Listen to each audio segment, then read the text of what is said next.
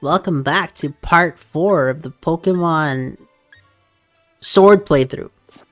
In this episode, we're finally gonna get to a fucking gym. You were talking like quiet and spacing. Like, did you ever get what I had to say? Dude, I'm tired as shit.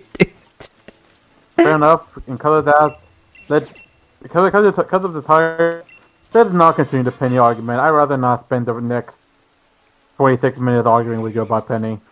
Yeah.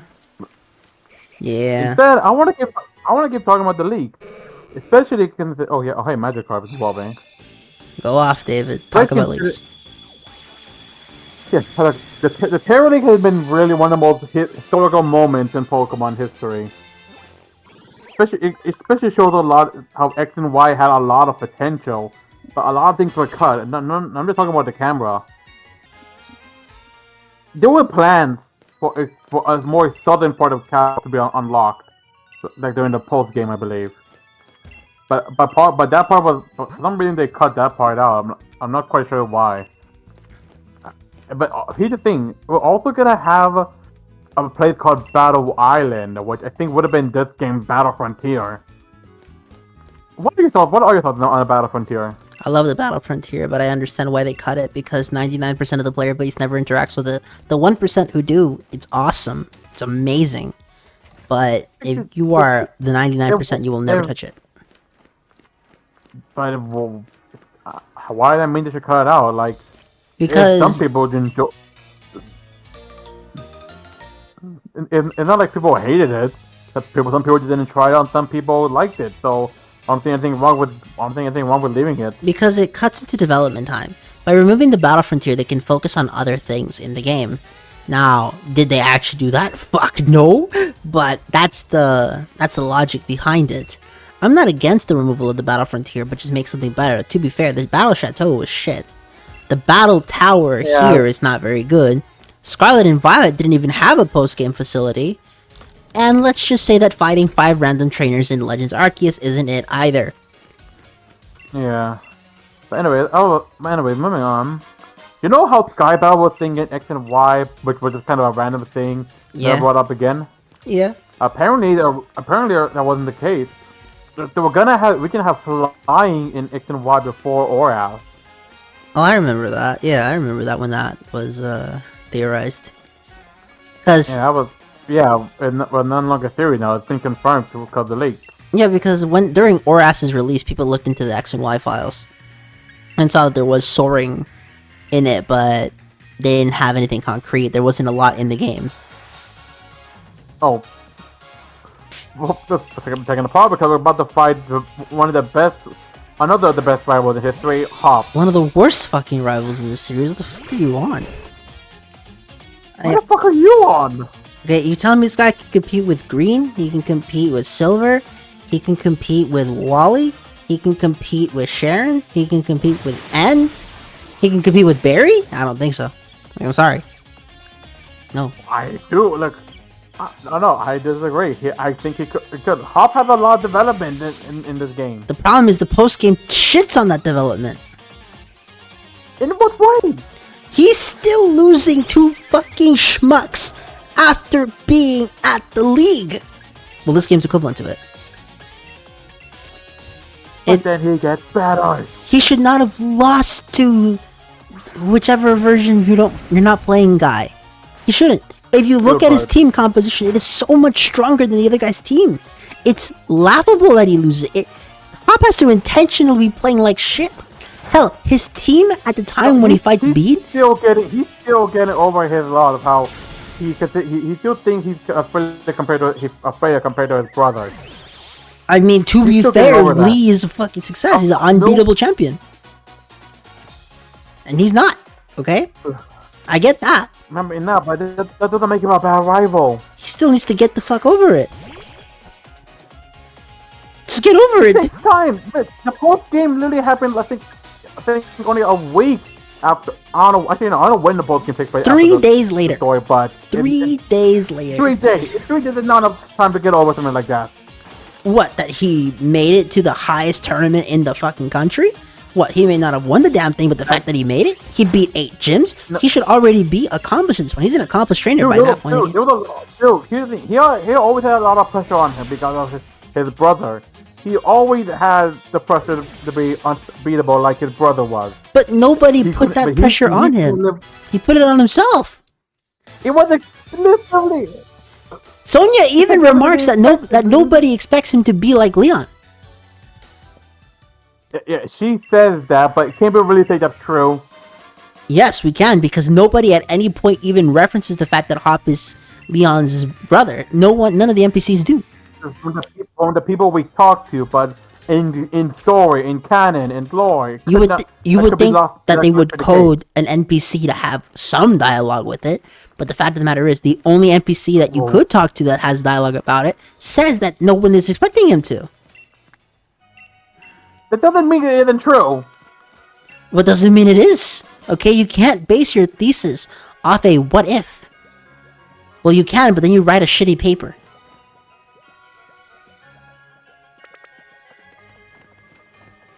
Okay, moving on. What else do we talk about, Lake? We can't talk about shit. Here's the problem, David. We both like this game. Yes, we both do. like this, like a lot but it seems like we don't like it for the same reasons, except for Marnie. I guess not. Okay, I'm gonna tell you right now. Yes or no?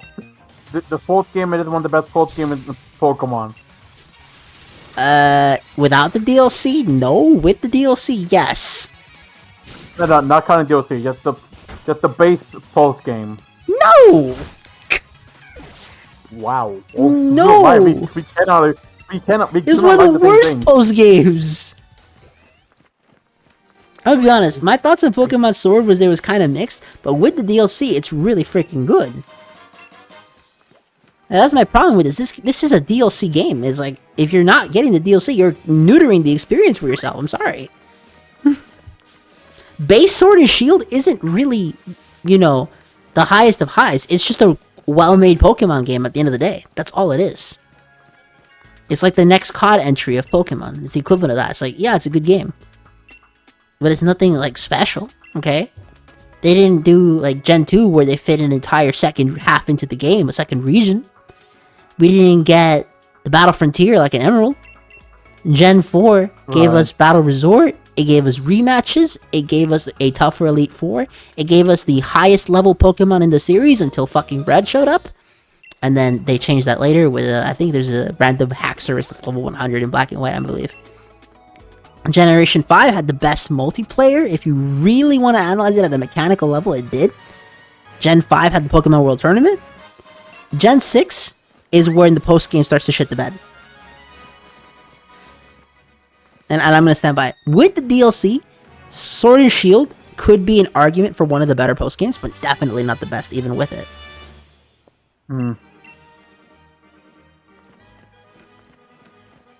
And please note, gentlemen, that I do like this game. Okay, this is one of my favorite Switch games on the platform. Okay, and I'm going to be honest. A lot of why I like this game is because of the trainer customization. It's the best trainer customization in the series. And again, the fucking downgrade from this to Sword and Shield to Scarlet and Violet in terms of trainer customization cannot be understated. Yeah, I wouldn't. I'm pretty sure I'm gonna agree with you on that. There was little customization. Despite the fact that they advertised in the Scarlet and Violet trailers, most customization out of any Pokemon game ever. The fuck? Technically speaking, it's true, because there's so many trinkets and shit you can get in that game, but the main outfit isn't customizable.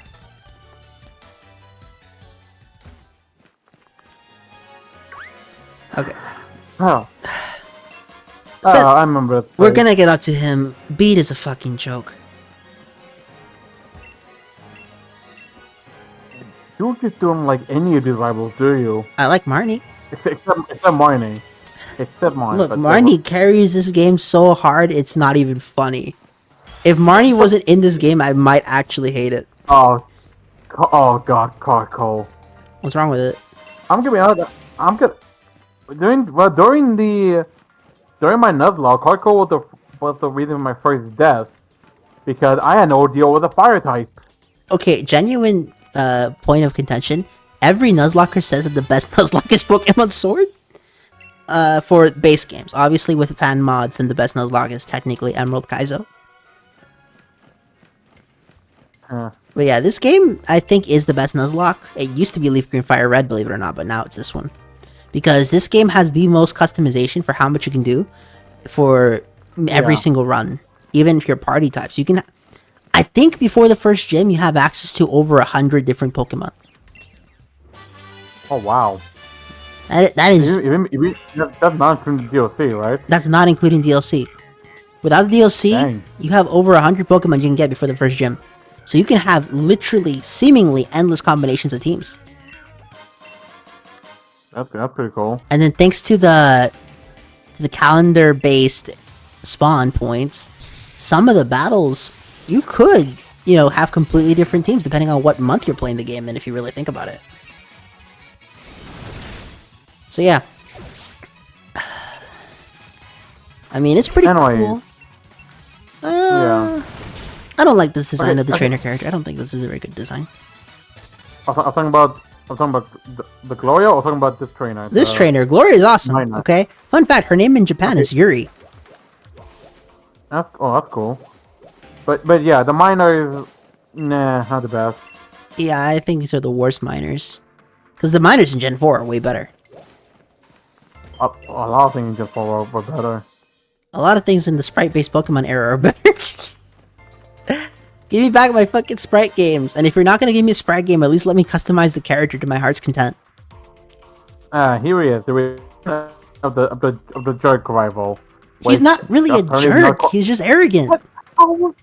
That thing is, he's so arrogant to the point of... He sounds fucking stupid. Silver was badass. Motherfucker broke into Professor Elm's lab and stole a Pokemon. Okay? What about Blue? He was arrogant too.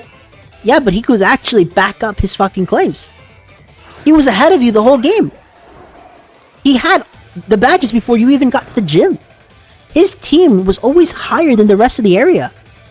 By a lot, in some cases. He actually had good type coverage instead of just fucking Fairy and Psychic. He actually had a team that could hit every single Pokemon type at the time of the game's release.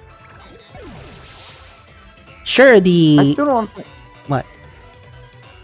I just don't quite get how you can say Beat is not a jerk rival when that's literally what he does all the time. He's not really a jerk, though. I mean, really think about it. The only reason he acts the way he does is because he's hyped up on some fucking copium because the chairman endorsed him. And also, that's him, and that makes him a jerk because he acts like a jerk. But he doesn't do anything. It's like Green shoved the character at one point. Okay? Like, Green, as a character, was such a jackass when you really analyze it. And he had no reason to be. He was a good guy. He just acted like a prick. He destroyed landmarks. At the orders of Oleana. He didn't do it because he, was like, oh shit, I gotta do it. No. What are you talking about? He was under someone else's orders when he destroyed the monument. No, he wasn't. He did it on his own. Dude, I just recorded and edited this game. I can promise you he was under someone's orders. And I'm not even lying. You can't even call me a liar because the game's in English. Look, maybe I'm misremembering that part, and when we get to it, I will think for myself. If I'm wrong, I will admit it. Oleana, I will admit I am wrong. I'm going to tell you what happened. Oleana told him to do it, and then at the time that he revealed it, Oleana denies it to everyone else. Because why the fuck would she admit it? That's the truth. No, he's still a jerk.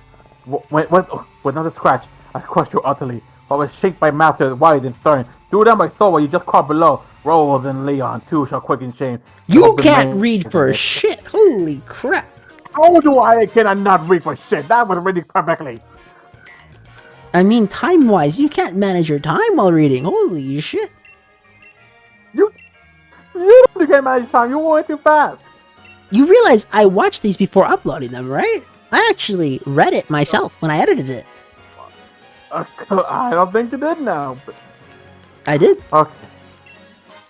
I definitely did. Okay?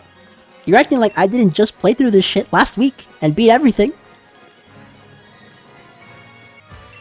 Yeah, That's because I'm saying it. Never mind. because you know I'm right. No, because I just look. I don't want to keep talking about. We keep getting distracted. I want to just keep talking about the league. Then go off. Okay, next, another thing, more that was cut from X and Y. Apparently, it's gonna be like a Pokemon hatchery where instead of just you just give them and they just hatch over time instead of just having them on you. Which would have been a neat thing. I guess I'll admit that one I'm not exactly too sad about they cut, but it would have been cool. Hey, it would have made making the competitive team more freaking tolerable. Gen 6 was the first generation where making competitive could be done by a casual, but it just took forever anyways. Because here's the thing about competitive Pokemon teams. It's a full-time job, okay? It is the most jobless shit you can do. Well, not the most. The most jobless shit you can do is beat every Dark Souls boss without getting hit once. Tell me you don't have a job without telling me you don't have a job. You can't. Wait, no. What I'm saying, I have a job. And you can beat every Dark Souls boss without getting hit once? I never played Dark Souls. Okay. My point is not disproven. Okay. Okay. Anyways, finally, we made it to the fucking gym. Yeah, we did. Fine. But here's something interesting. Guess what? Originally, the ultimate weapon was gonna be like a living thing, like an actual living organism, not just a weapon. I feel like making it just a machine was cooler. Well, yeah, but just saying, it's pretty weird how it was once a living thing. It was described as a vessel for like a virus. Okay, I'm gonna be honest, those shorts that she wears under the skirt look disgusting. So you rather she just wears nothing but pants underneath? Like, I'd rather she just have a longer skirt. Okay? Fair enough. It's just the way that it crashes, it doesn't look good. Another thing. You remember Pokemon Village in X and Y? Yeah?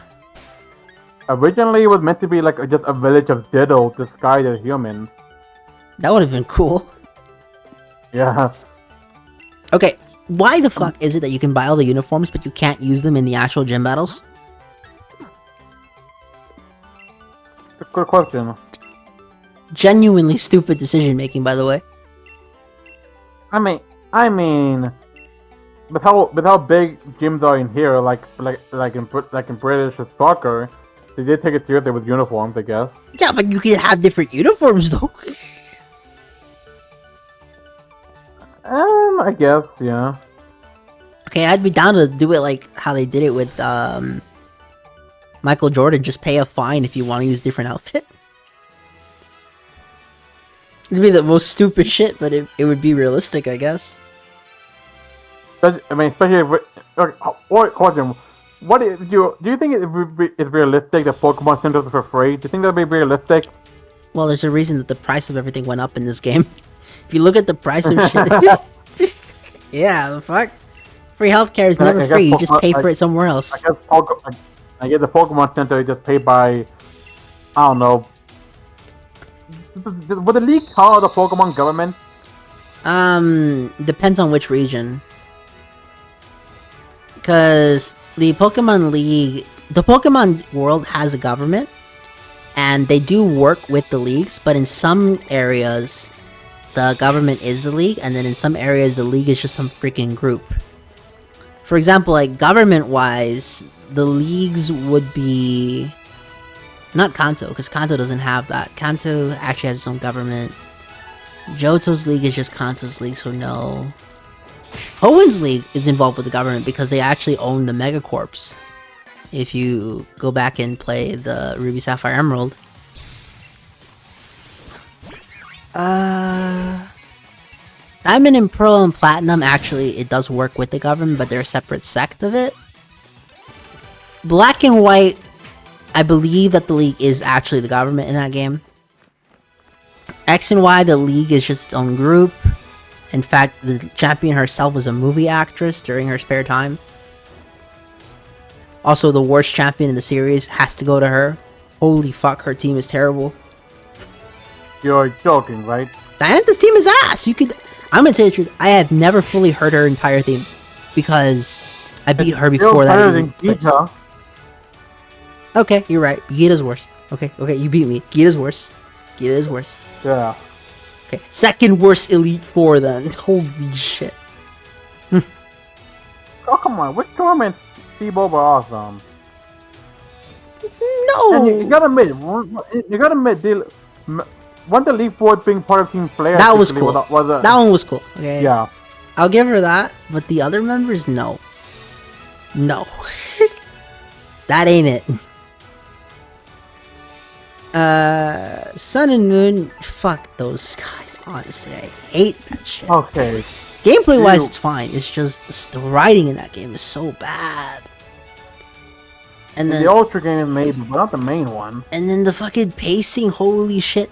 You get interrupted every few steps, I swear, man. I'm gonna tell you right now, I did originally try to record the Ultra games for this channel.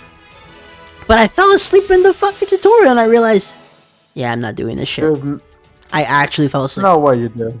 Yeah, I deadass fell asleep playing the tutorial. And so I just scrapped the entire thing. Honestly, I think it's more of a you problem. Nah, dude, the game is ass, bro. Anyway, continuing on the lake. Did you know that when making ore ads, they used a Minecraft map as a mock-up of the region? I believe it. And it wasn't. They didn't make the map. It was made by a fan. I mean, technically, they already ported Gen 2 to Minecraft with mods. I'm not surprised there. You can actually play Gen 2 in 3D. I must confess, I unify the leader whose strength outtests my soul and might. Your firm results shall make me perform in cower. You know your skills are a fawning crowd, but should you fail, leave it unimpressed. My master stands alone. Dang it, I was so close. I read it the whole thing. Shut up. Okay. Anyways, this trainer here, the Milo, I don't know how to pronounce his name. Milo. Cement that the fire starter is objectively the best pick because you have an advantage right away.